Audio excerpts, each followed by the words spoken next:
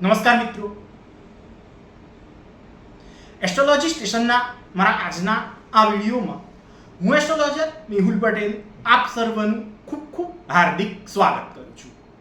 Astrology સ્ટેશનના મારા આજના આ વિડીયોમાં આપણે વાત કરી રહ્યા છીએ મેષ જન્મ લગ્નની જન્મ કુંડલીમાં અષ્ટમ ભાવમાં જો કેતુ હોય તો એનું કેવું યા તો શું ફળ મળે એ બાબત.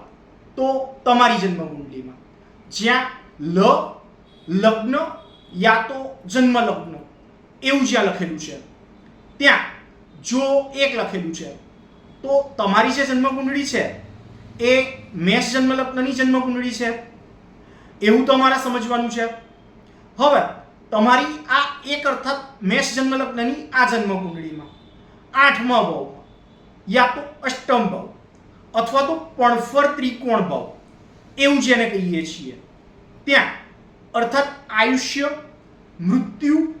મૃત્યુનો પ્રકાર, મૃત્યુ સમયની સ્થિતિ, મૃત્યુ પછીની ગતિ અર્થાત મોક્ષ મળવો યા પ્રેતીઓની પ્રાપ્ત થવી એવી બાબત તથા સાથે જ વીર, વારસો, વારસાઈ ધન, વારસાઈ સંપત્તિ, વીમો યા તો મૃત્યુ થવાની શરતે વ્યક્તિ જાતકના વારસદારને મળવાપાત્ર વળતરની રકમ તથા સાથે જ વ્યક્તિ જાતકનો સાસરી પક્ષની વ્યક્તિઓ એમનાથી મનમેળ યા મનમોટાવ એની સાથે સંબંધિત બાબત.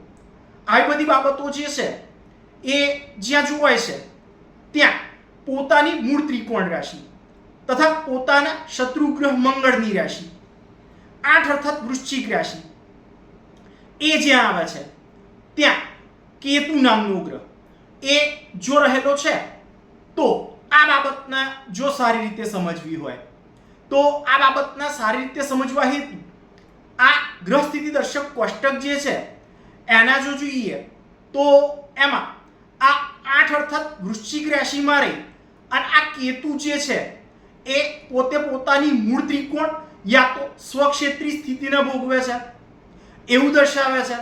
તથા સાથે જ આ ગ્રહ મૈત્રી ચક્ર જે છે એના પણ જો જોઈએ તો એમાં આ કેતુ અને 8મા ભાવમાં આવતી રાશિ જે છે 8 અર્થાત વૃશ્ચિક રાશિ એનો સ્વામી ગ્રહ મંગળ એ એકબીજાના શત્રુ છે એવું દર્શાવે છે. અને એટલે જ જીવન નિર્વહન કરવા જેવી બાબતમાં મોટી ચિંતા યા વિટમણાથી યુક્ત સ્થિતિ યા સંજોગ એવી બાબત વેઠવાનો વારો આવે એવી સ્થિતિ એ તમારા જીવનમાં લાવશે. જીવનના જોખમરૂપ યા મૃત્યુતુલ્ય કહેવાય એવા કષ્ટયુક્ત સ્થિતિને વેઠવાનો યા ભોગવવાનો વારો વારંવાર જીવનમાં આવશે. તથા આવી બાબતમાં ભૂતકાળમાં થયેલ ખરાબ અનુભવોથી પ્રાપ્ત થયેલ જ્ઞાન એને ભૂલાવી અને એવી સ્થિતિ એ સામે ચાલીને અપાવશે યા તો પ્રાપ્ત કરાવશે. પેટના અંદરના ભાગમાં ખાસ કરી અને આંતરડા સંબંધિત કોઈનો કોઈ બીમારી યા રોગ એવી બાબત સહન કરવાનો વારો જીવનમાં કોઈ પણ તબક્કે એકવાર આવશે. આ કેતુ જે છે એ પોતાના શત્રુ અને ગર્ભ પ્રકૃતિના ગ્રહ એવા મંગળની રાશિ જે છે 8 અર્થાત વૃશ્ચિક રાશિ એમાં રહેલો હોવાના કારણે જીવન જીવવા હેતુ શક્તિ પ્રાપ્ત કરવાની બાબતમાં કઠિનતમ પ્રયાસ એ તમારા દ્વારા કરાવશે. સાથે જીવન ટકાવી રાખવામાં સહાયક નીવડે એવી કોઈ ગુપ્ત શક્તિનો લાભ અનાયાસ યા અચાનક એવી રીતે એ તમને પ્રાપ્ત કરાવશે.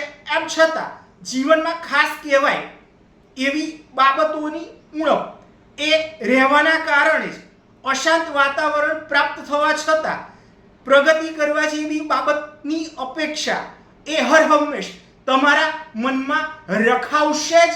આવું ભૃગુ સંહિતા નામના એમના ગ્રંથમાં ભૃગુ ઋષિએ વર્ણન કરેલું છે. તો મિત્રો, આ તો હતો મારો આજનો આ વિડીયો તમને કેવો લાગ્યો એ મને અવશ્યથી જ લખી અને જણાવજો. તથા સાથે જ મારા આવા જ અન્ય માહિતીસભર વિડીયોને જોવા માટે મારી આ ચેનલને સબસ્ક્રાઇબ અવશ્યથી જ કરજો તથા વધુમાં વધુ સબસ્ક્રાઇબ પણ અવશ્યથી જ કરાવજો. નમસ્કાર.